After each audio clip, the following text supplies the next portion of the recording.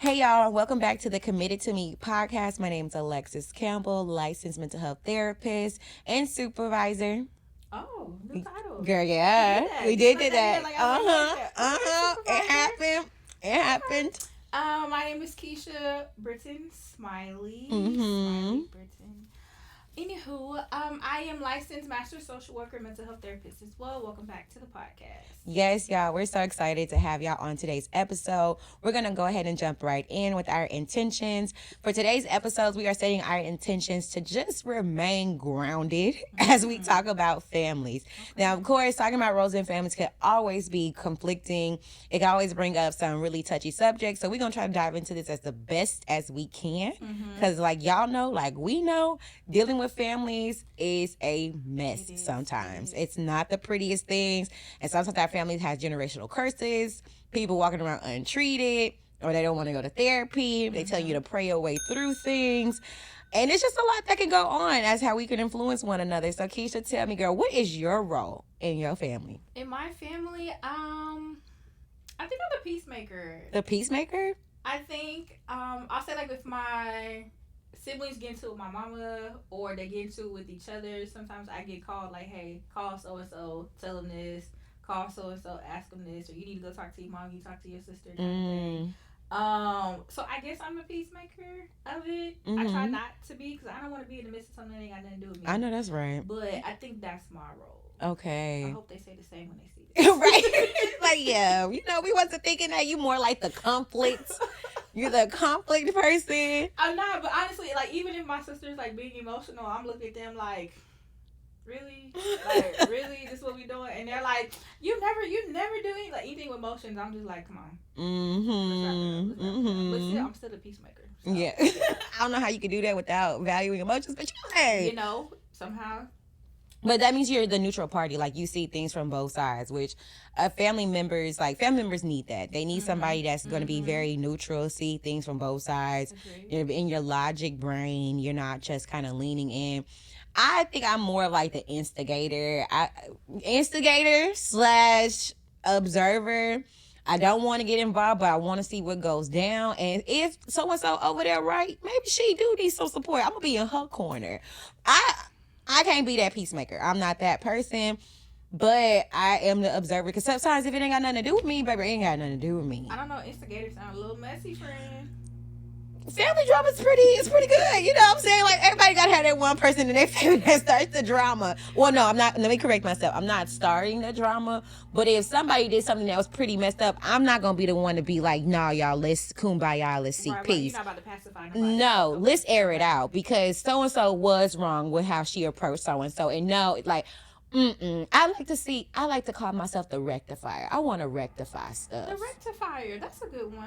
Hey, it's a good one. Okay. I feel like that's a healed version of a messy instigator, Okay, you know. same. But no, like, of course I see myself as the Beyonce of the family, but, I mean, with the hair flips and everything. you know, girl. All you need is a fan. I need a fan, girl. But I feel like everybody has like different roles in their family, and sometimes like if you don't know what your role is, it's very easy to feel like you're just not a part of it, you know. And then I think like sometimes, especially as we're getting older, like going from being in a child's space to an adult place, like your role just becomes more and more prominent. And so it's just different. It's just different for me. But no, peacemaker, that's never felt that, never related to that. It's not my thing. How do you feel about being a peacemaker? Is that a role you chose? My role as the peacemaker, I don't think I asked for it, but also I guess it's like a calling because like being a therapist, Yeah. you know, you're known for trying to work out people's problems or guide them to work out their problems, right? Yeah. So I think it's just my thing, right? But not like I'm over here like, what can I do to help you? Like, I'm definitely not going to do that. I'm going to wait till you come to me, and then I maybe try to talk you out of still bringing me in. Because I want you to figure it out yourself. Right. And then that still don't work 9 times out of 10. And then I'm like, okay, let's sit down and talk about it. So I feel like when you're the peacemaker, you also can't be the people pleaser. Like, that's a whole different role. Facts. Like, if you're a peacemaker, you have to also be the one that knows your limit and not getting pushed into something where you're just saying, yeah, you right to everybody. Because now Correct. you're the people pleaser. You got to be careful of them, the real messy ones. Correct. Because then it's like you're not helping anything, Not helping right? And so nothing. a lot of times I do have to say something that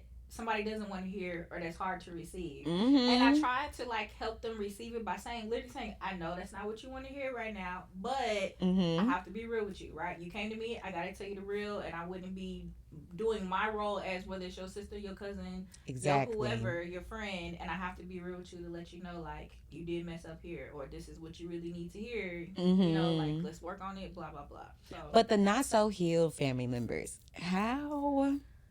Let's talk about the role that they normally take on when they are in a family dynamic.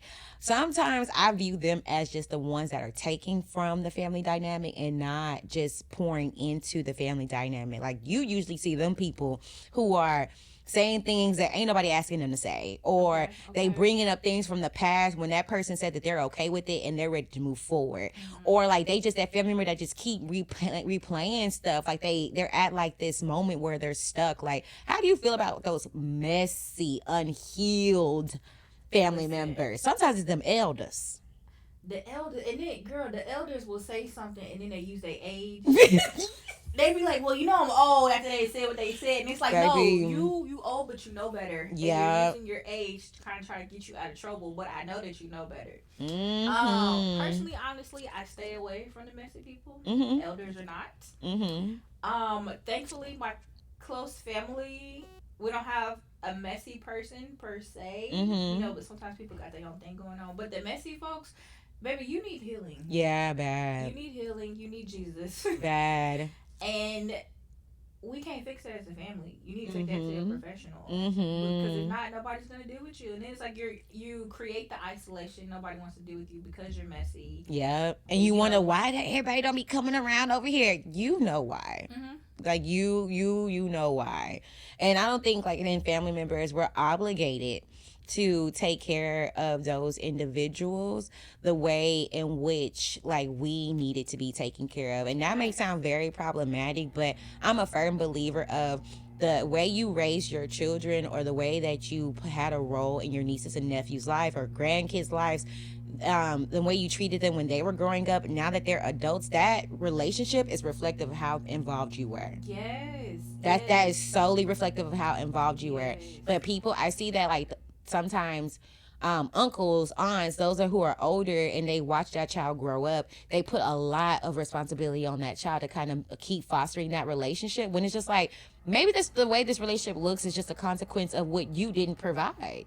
No facts. And I'll say even like working in healthcare, you see that a lot when people are like older and let's say they've been in the hospital a whole week and you don't see Nobody come. nobody and you're just like It's the saddest thing to it is because see. in my mind I want to be like now where their kids at like or where their Mm-hmm. grandkids at or Where your whatever. friends at? Where's your Somebody, right? But community? that's your telltale sign that you weren't doing what you needed to do to foster those relationships. Because if you did, Mm-hmm. they would be there to support you in this time, right? And nobody is Mm-hmm. just by themselves for no reason. Like, let's be Some real. happen, yeah. Correct. And so that does show up a lot, especially during illness and old age. Yeah. And so that like okay, we know that like parents like they treat their children and love their children differently, but Mm-hmm. do you think that the treatment somebody receives from their parent at an early age in their childhood affects their role within their family?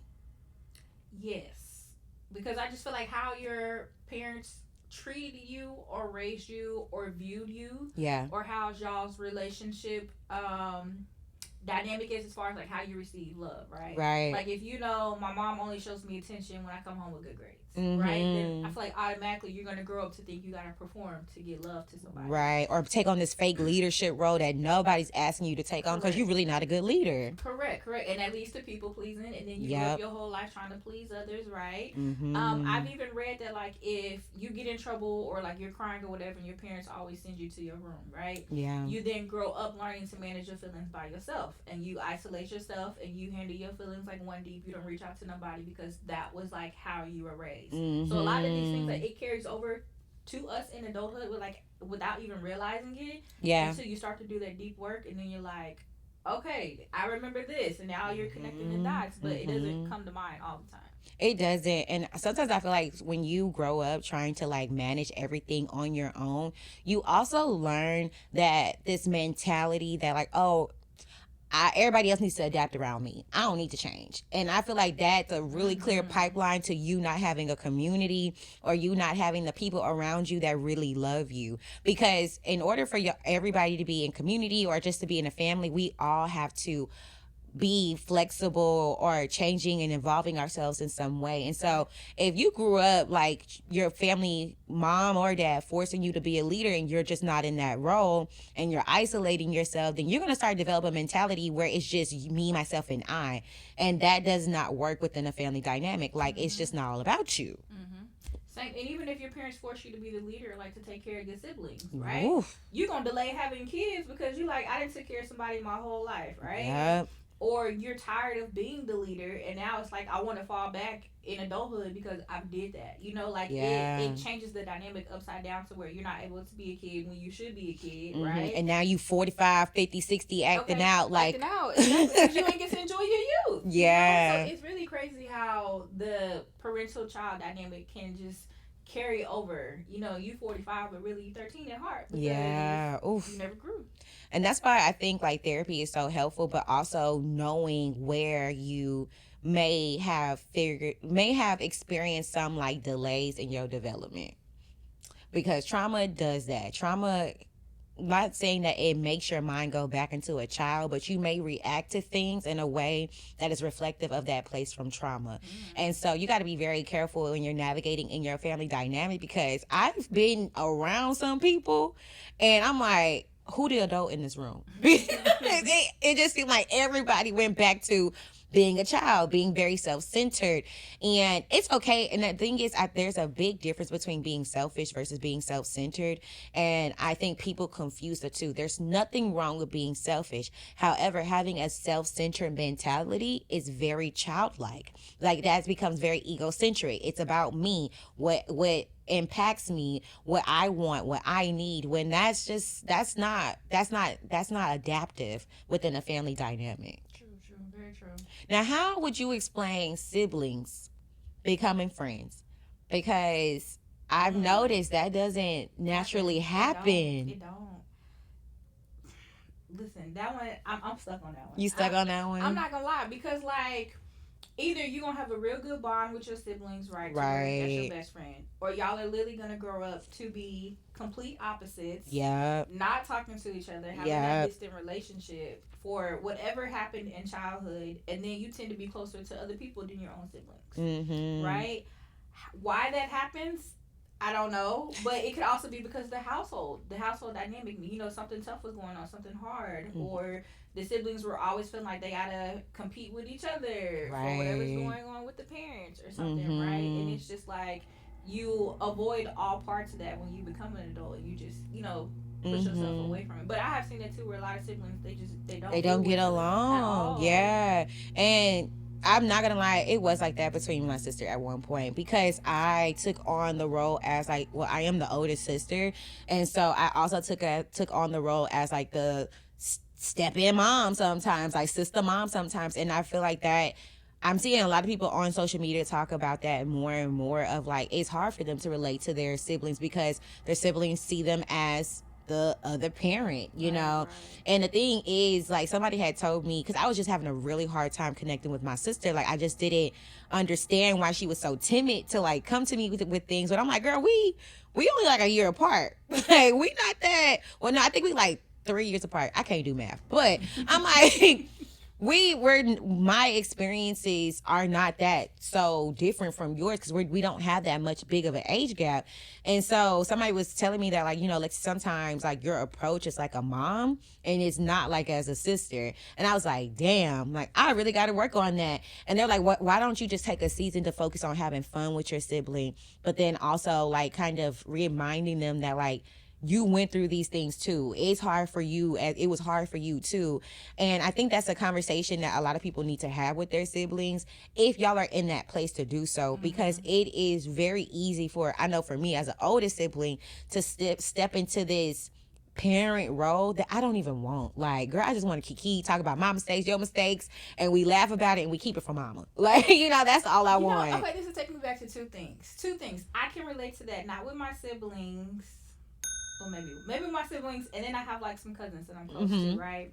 And if they go do something, they in the streets or whatever they do, Mm-hmm. they're not gonna tell me like, oh my gosh, this will happen, right? It's gonna be days later, and then they're gonna be like, here come Mama Keisha, she gonna tell us what she gotta say, right?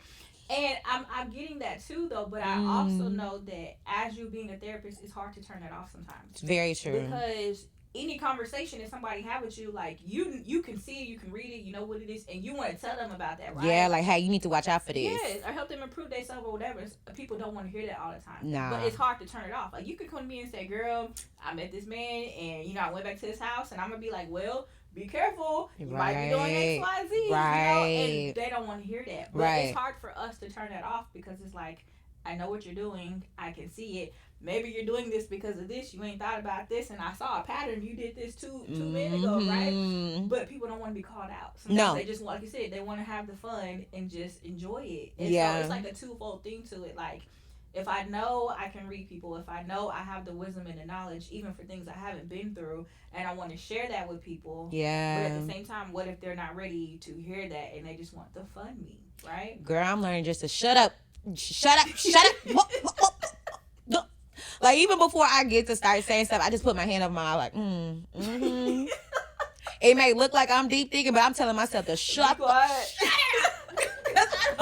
Because I've been there, done that, and it just, because once I get into that, Keisha, it's just hard for me to get out of that, because I'm gonna make my point, and then when you come back to me, I'm gonna say, and see, that's why this didn't work, because I told you this, and it's like, I don't want to do that for my cousins, I don't want to do that for my sister. I'm just trying to be in this place of, let's be friends, but also for the youngest siblings, them,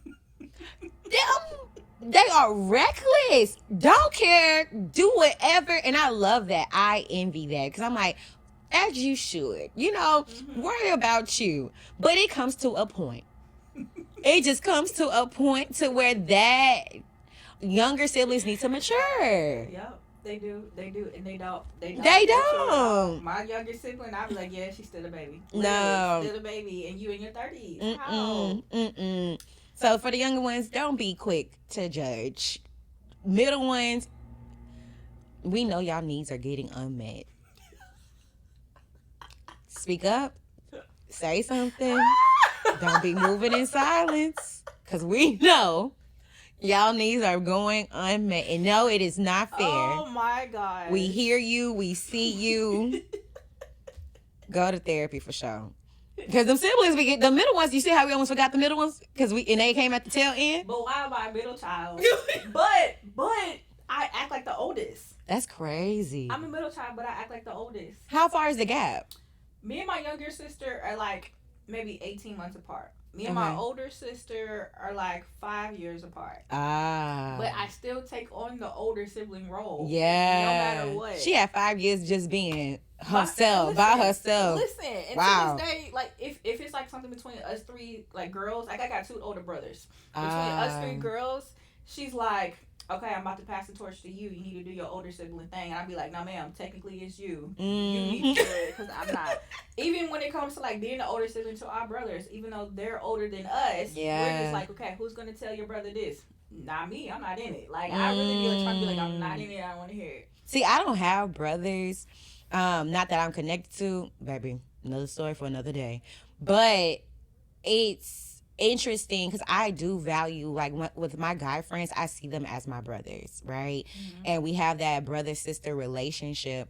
But it's just so interesting when I see, like, older, not, like, men who are, like, the firstborn mistreat their younger sisters, or, like, they have, like, they're not showing up as a brother in a dynamic. That is so strange to me. Yeah. That is so strange to me. And I don't understand how that happens. And to me, it's just like, because I have my cousins, and I love my cousins down and stuff, and I also see them as brothers. But it's just like, when I see other men who are the eldest in their family, and they don't protect their sisters, they don't look out for their other brother, younger brothers, or nothing like that, it just makes me wonder, like, dang, what happened? I agree. I mean, honestly, that got to be like some type of generational, even though all the families, like I feel like every black family, it's almost the same. And granted, we in different cities, different neighborhoods, doing different things. Right. But I I can say like most of my male cousins, and I mean like 85%, Yeah. they don't fool nobody. They is off to themselves.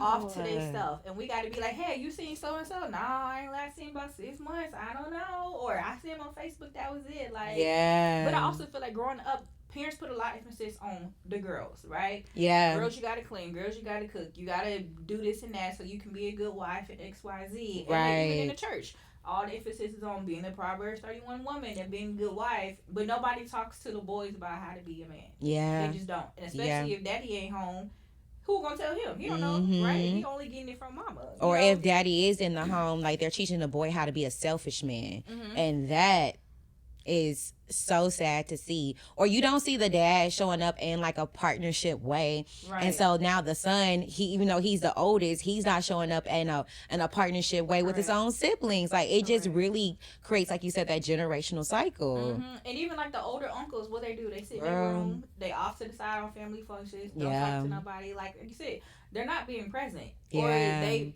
pay the bills, they go to work, and then that's it. That's not it. being present. So it's just like all around the male dynamic, anyways, in families is just it's not touched on because No.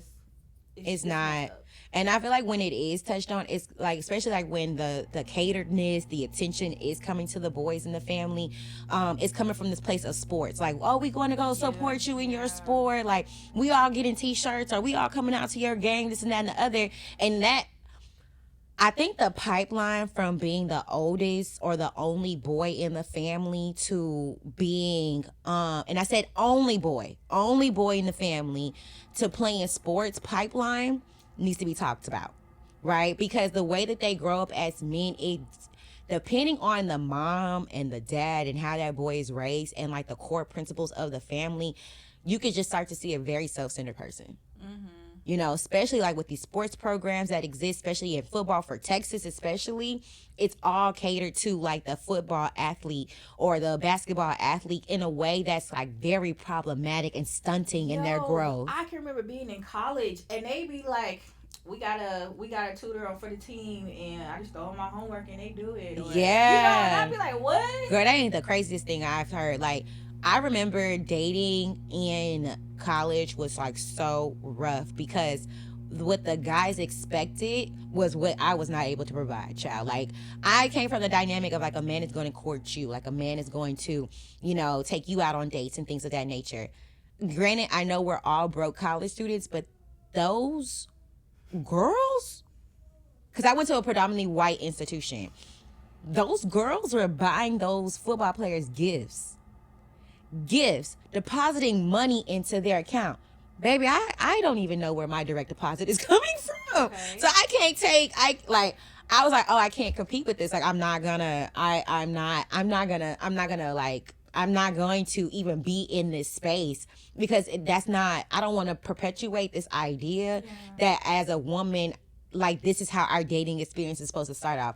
Now, to each his own, I'm not against giving and giving a gift to a man. However, the way that it's done at a college level to a athlete is really, really crazy to see. It is. Even them getting stipends. Girl, like, you getting more money than me. You get stipend for your groceries and your car and your gas. I gotta go back to a bunk bed dorm room. You in your own apartment. Ain't no way I'm giving you a gift. Man, it was very crazy. I know we went off on a tangent. We did get off on a tangent, but that's why we got princesses now. That should be the next episode. Okay, we go. Come back. Baby, okay. Back to the family. Yeah, back to the family. What's your thoughts on generational curses? They're real. They're so real. And honestly, I think my mindset around generational curses are changing because I used to be in the mindset of like, oh, I have to be the one to break that curse. Like, I got to be the one to break every curse. And that's a lot on one person. And so I am a firm believer. My mindset has shifted to like the generational curse can shift with me, but I may not be the one to end it. And that's okay too. What is your thoughts on it? That's a good way to view it. Girl, I got it because it lets go a lot of pressure. They do. I can say I'm peeping generational curses that are like within my family. Yeah. Whether on mommy and daddy side or the girls and the guys. Yeah. And luckily, I haven't had that generational curse that I'm seeing. Gotcha. So it's just like, how do I combat it? And I feel like I can't, you know, Mm. which is hard. So like on my dad's side, I've noticed like a lot of the men, they have all been in jail, Mm-hmm. and I see that like trickle down to everybody, and to them that's their normal. But Yeah. on my mama's side, that's not normal. You get what I'm Gotcha. saying? Or my mom's side, I peeped the one which was like, whether the men are dying early or men Mm. committing suicide, right? And so it's just like, or I see, okay, drinking could be a problem, right? Yeah. And it's just like, I don't know. Luckily, that ain't touched me, Yeah. right? And so Yeah. it's just like me being mindful enough to know, like, okay, if I see this, how can I at least pick a partner that doesn't do these things, right? To at least ensure that Right. my family and my household doesn't have to experience that. Oh, that's good. So just being aware of that, to know, like, okay, make sure you choose right, or make sure I peep the characteristics, the qualities within somebody I'm dating, so that Mm-hmm. we don't have to go through that. Or especially like when it comes to mental health, like putting it on the table and always talking about it too. Whoever, Mm-hmm. girl, guy, cousin, sister, whoever, just like, okay, have you thought about this? Yeah. But it's hard because if all the family ain't coming together to recognize it, there's It's nothing you can do tough. about it. Right. Yeah, I think like you're so spot on of like controlling what's in your controllables, which is like I can control how I choose, right? But I think that also comes from like you being in your own healing journey. Like a lot of Mm-hmm. people don't even recognize things are curses because they're not even acknowledging the impact it has had on them. So naturally you're gonna make that same choice, date Yeah, almost yeah, like the yeah. same man that like your mom has dated, or that date the same woman that your dad has dated. Like those curses just keep going. Mm-hmm. If we don't understand like the impact those people or the things that has happened had on a family, and it's really having a tough conversation. And Mm-hmm. sometimes the elders, child, they're not ready to hear that. They don't want to hear it. They don't want to take accountability in They that. don't. They don't, because they sweep everything under the rug. That's how that Mm-hmm. what happened in this house. Stay in this house.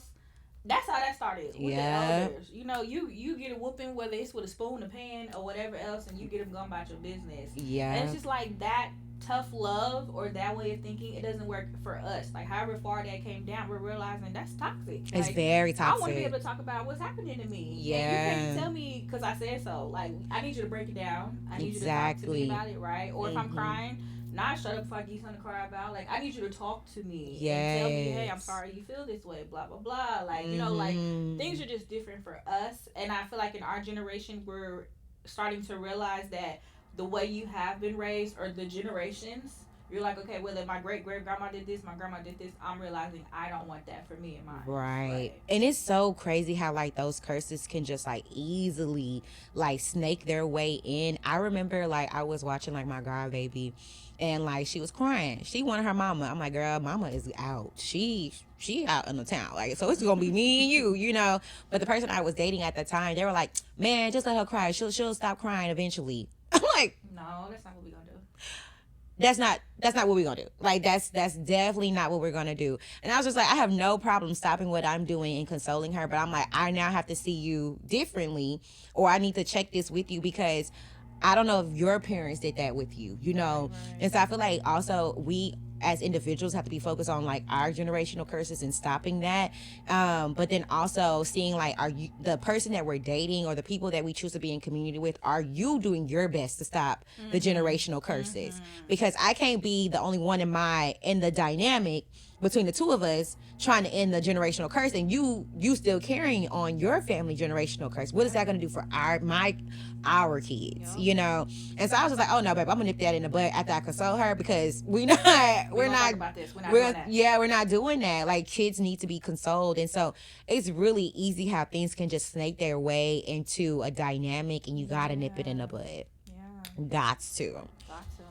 All right, y'all, we on to our next segment of Mm. today's episode called Touched by an Angel. Keisha, girl, Yeah. what you got for us? Okay, we coming out of Psalms 37:5. Commit your ways to the Lord and trust in Him, and He shall bring it to pass. So we gonna relate that to when Mm-hmm. it comes to family, generational curses, strained relationships, dysfunction, all of that. Sometimes it may seem like it's above you, right? And you gotta Right. give it to God and tell Him this is where the area where you want Him to reveal something to you. This is the area you want Him to heal, fix, Mm-hmm. XYZ, bring your family together, and then sure enough, it shall pass. once everybody comes together to work on it. Girl, you know what song just popped up in my head? What you got? I don't know the name, but you know they be like, "Hold on, you can make it." Hey, hold. Yeah, that's Hey, okay. You know, hey, it resonated with me when you said that. Yeah. It Now you gotta resonated. play the song when we get done. You know, we do. Put that in your spirit. But yes, y'all, that's where we're ending today's episode. We ended it on a good note. We hope you guys have an awesome week, and you guys can comment, like, share this episode with somebody if something definitely resonated with you. And don't forget to send in your listener letters to our therapy mail. That is another segment we will have on the next episode. And you can send your therapy mail to info. Wait, what is it? Committed to me podcast at gmail.com. Yes. Or you can send us a DM. We are on TikTok and Instagram. Or send us the message in the comments on YouTube as well. Yes, and we will circle back to you guys as letters. And so we'll see y'all next time. Bye. Bye.